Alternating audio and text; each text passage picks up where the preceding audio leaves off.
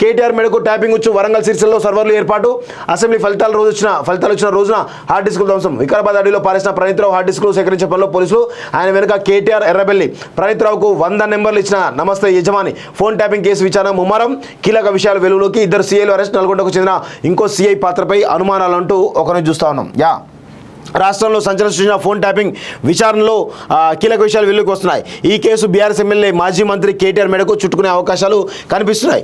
తొలుత Panjagutta police phone tapping సంబంధించి case నమోదు చేసినప్పటికీ ఇంటెలిజెన్స్ విభాగంలో అనుభవం ఉండి ప్రస్తుత పశ్చిమ మండలంలో పనిచేసిన ఓ ఏసీబీ స్థాయి అధికారితో పాటు మరో 2తో కూడిన ప్రత్యేక బృందం ఆధ్వర్యంలో బంజారాహిల్స్ ఠాణాలో ఫోన్ ట్యాపింగ్ కేసు విచారణ జరుగుతుంది. ఈ విచారణలో సస్పెండెడ్ డీఎస్పీ ప్రణీత్రావు కీలక విషయాలు వెల్లడించినట్లు సమాచారం అంటూ ఒకరిని చూస్తాను.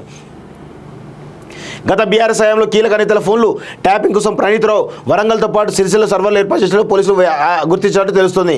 సిబ్బందికి ప్రమోషన్ల ఆశ చూపి ఈ ట్యాపింగ్ వ్యవహారాన్ని ప్రణీత్రావు నడిపినట్టు సమాచారం. ఇదంతా బీఆర్ఎస్కు చెందిన కీలక నేతల ఆదేశాలతోనే జరిగినట్టు విచారణ తేలినట్టు సమాచారం. అంతేకాకుండా ఓ మీడియా సంస్థ యజమాని ఇచ్చిన 100 నెంబర్లను ప్రణీత్రావు ఫోన్ ట్యాపింగ్ చేసినట్టు తెలుస్తుంది. ఆయన దగ్గర కూడా ఒక సర్వర్ ఏర్పాటు చేసినట్లు పోలీసులు గుర్తించినట్టు సమాచారం. ఇలా సేకరించిన డేటాను 17 కంప్యూటర్ల ద్వారా ప్రైవేట్ డ్రైవర్లోకి తీసుకున్నట్లు గుర్తించారు. అయితే అసెంబ్లీ ఎన్నికల ఫలితాలు వచ్చిన రోజున సుమారు 42 హార్డ్ డిస్క్లు ధ్వంసం చేసినట్లు ప్రణీత్రావు అంగీకరించినట్లు సమాచారం. మరోసారి పనికి రాకుండా వాటిని కట్టెలతో పగలగొట్టినట్లు తెలుస్తోంది. ఈ ముక్కలు వికారాబాద్ అడవిలో పడేసినట్టు తెలుస్తోంది. సో మొత్తానికైతే ఫోన్ ట్యాపింగ్ అంశం అనేది మొదటి నుంచి చెప్తా ఉన్నాను. ఇది కేసీఆర్కు, కేటీఆర్కు, సంతోష్ రావుకు, అదేవిధంగా హరీష్ రావుకు, ఎర్రబెల్లి దయాకర్ వీళ్ళందరికీ కూడా చుట్టుకునే అవకాశం కనబడుతుంది. ముఖ్యంగా కేటీఆర్ మెడకైతే ఈ ఫోన్ ట్యాపింగ్ అంశం చాలా బలంగా చుట్టుకునే అవకాశం అయితే కనబడతా ఉంది. సో అక్కడ ఎవరు కూడా వదిలే పరిస్థితి కనబడతలేదు.